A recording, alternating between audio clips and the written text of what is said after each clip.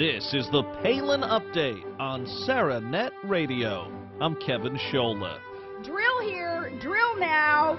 Let the refineries and the pipelines be built. Today we take a look at Governor Palin's visit to Iowa for a big Tea Party rally, and we'll be joined by the man who wrote and directed The Undefeated, the groundbreaking film on Sarah Palin, which is now available all across the country. Very happy to hear from Stephen K. Bannon.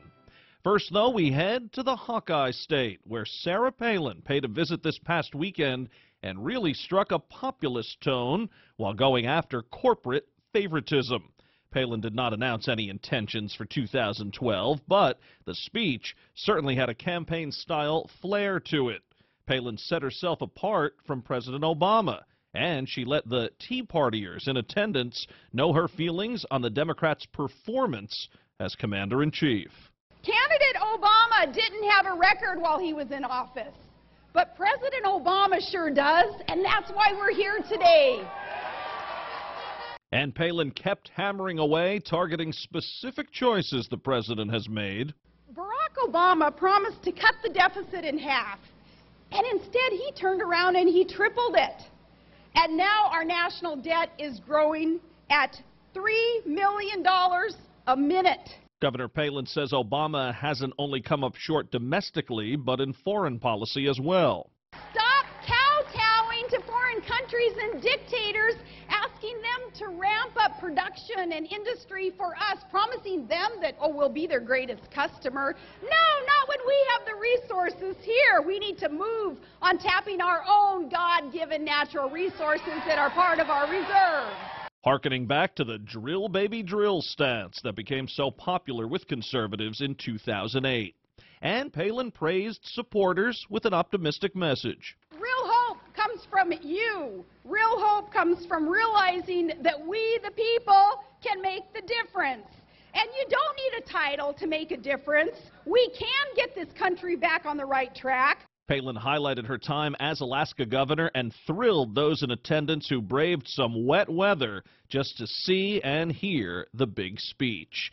As far as that potential 2012 run, still no word. She said her remarks should not be construed as a campaign address, saying rather it was, quote, a thank you Tea Party Americans speech, unquote. So stay tuned on that announcement.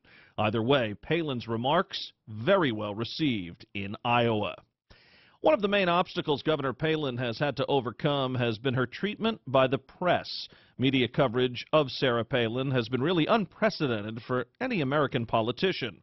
With that firmly in mind, a gentleman by the name of Stephen K. Bannon has put together an incredible film. It's called The Undefeated, and one of the main goals of the film is to set the record straight, if you will, a factual representation of Sarah Palin, her time before she was governor, her time in office, and her time after leaving the post, including her historic 2008 run for the vice presidency. The movie has been enjoyed by sold-out crowds in select AMC theaters around the country, and now it's available on demand, giving more and more people the chance to see the real Sarah Palin. We are pleased to be joined on SarahNet Radio today by Stephen K. Bannon, the filmmaker and the man who has really spread the word about the governor through this film. Mr. Bannon, thank you so much for joining us today. Thanks for having me. Now, first off, I want to touch on something very interesting about your baby here. You did The Undefeated without ever meeting Governor Palin, correct? Never met her until she saw the finished film. We were contacted by her PAC to do some short videos. We turned that down. My partner Glenn Evans and I wanted to do a feature film about Governor Palin, and we got basically we did not want to interview her. We had a certain way we wanted to tell this that we thought would be much more dramatic and much more exciting. She and her staff agreed with that, and we were off to the races. You know, I was going to ask you, how did you pull it off without her being involved at all? But really, that was the mindset and the plan from the get-go. Well, yeah, I didn't want to do just a typical PBS documentary. I wanted to do something that was very gripping, that really told her story in a very dramatic context. And what I wanted, and I said we need access to people that worked with you, and quite frankly, some even against you, up in Alaska, to that could really be subject matter experts or kind of a Greek chorus that could pass the baton one to the other in the story. And then we'd cut in live with live archival footage of the governor. So we put you in the seat of Sarah Palin. So it's not like you're seeing it in retrospect, and that's why I really didn't need, nor did I want an interview with the governor. Now, you do brilliantly use cuts from Palin, from her audiobook, and you do have people that have worked very closely with her, as you mentioned, her old press rep, Megan Stapleton, her great friend, Kristen Cole, and you also sprinkle in some pro-Palin talk radio folks, if you will, like Mark Levin, Tammy Bruce. How was all of this effective in your estimation? Well, I think we had different aspects of the story. We had an Alaska section, we had a governorship section, we had a Tea Party section, and then we had a coda at the end. I wanted to have distinct voices in each section. So it was Mark Levin and Tammy Bruce and Andrew Breitbart in the coda, which really, we pulled the camera back and try to put Governor Palin's career in perspective and put the Tea Party in perspective, particularly given the Reagan Revolution and its relationship to the Reagan Revolution.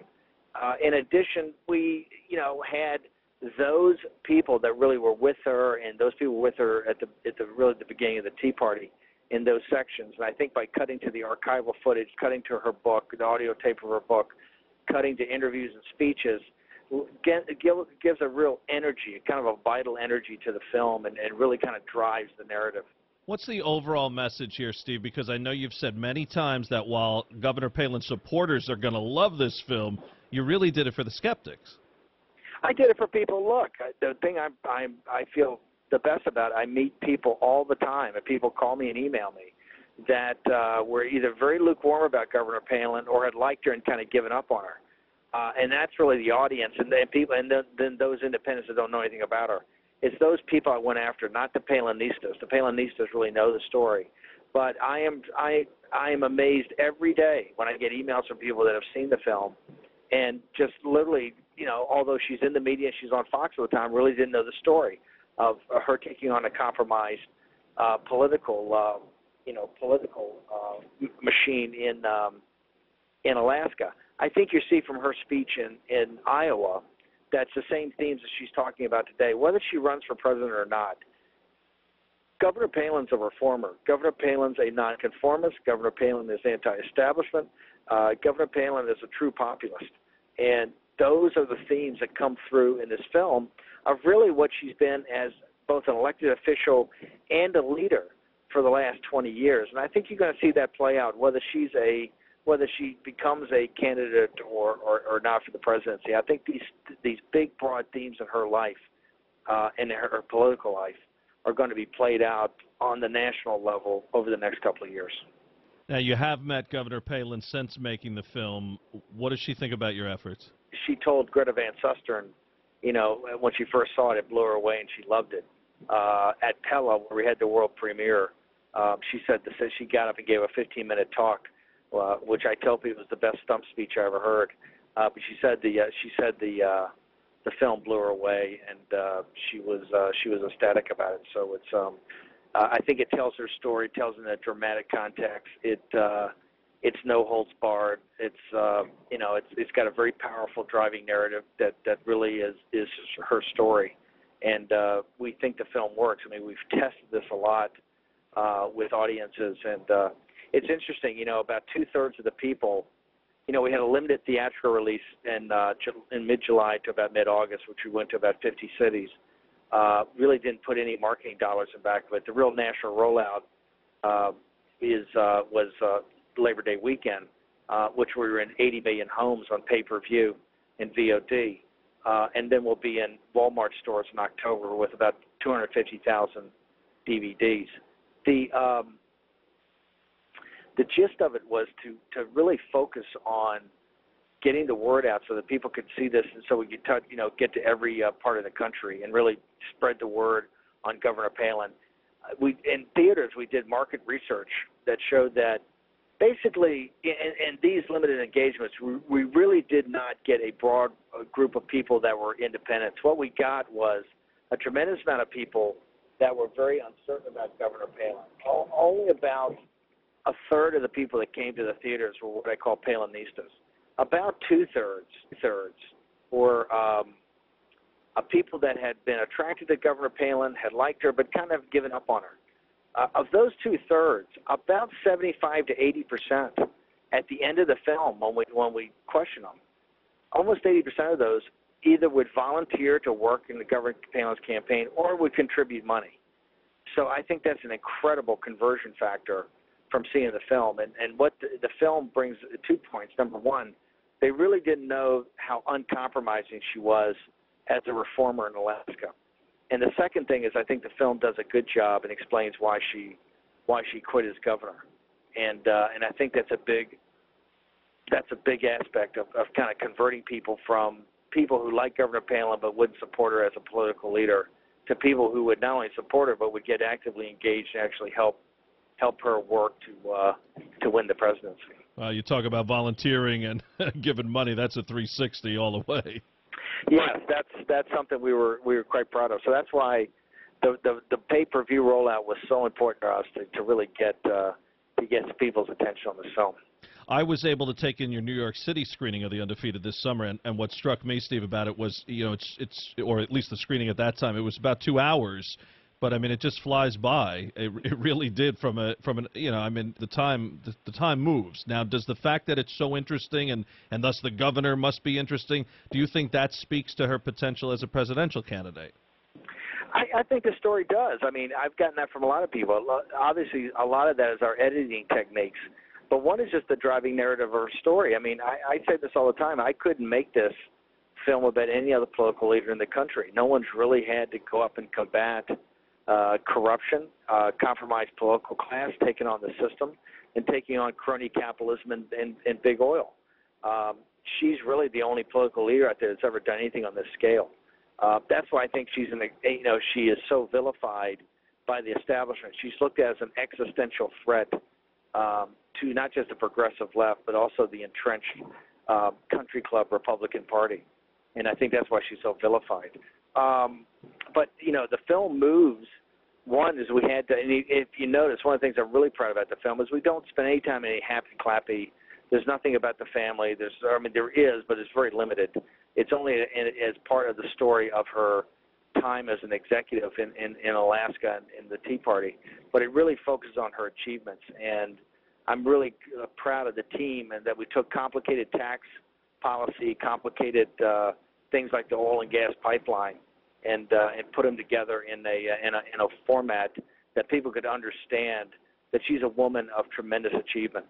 You mentioned it a little bit earlier. One more time, if you could, the status of the movie now and how can folks watch it? We're in our national pay-per-view rollout. It's on DirecTV, Dish Network, Comcast, Cox, Time Warner.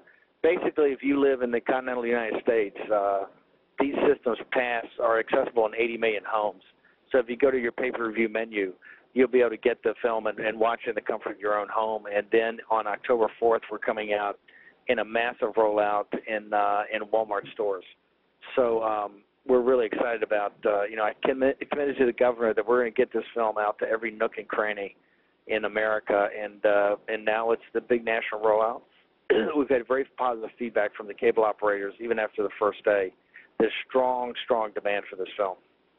Steve Bannon, a busy guy. Listen, I wish you much continued success here with the film, and once again, thank you so much for appearing on SaraNet Radio. Well, thank you so much. Glad to be on, and you have a terrific program, and best of luck in the future. Stephen K. Bannon, the man behind The Undefeated, the Sarah Palin film, now available on demand. Well, that'll just about do it for this edition of the Palin Update on SaraNet Radio. Be sure to visit SaraNet.net for continuing coverage of Governor Palin, our radio show, plus plenty of articles from yours truly and our staff of SaraNet writers. I want to thank everyone here at SaraNet Radio. Thanks to Steve Bannon for joining us, and thank you for listening today. Please be sure to join us next time for another edition of the Palin Update. I'm Kevin Scholla. Have a pleasant day.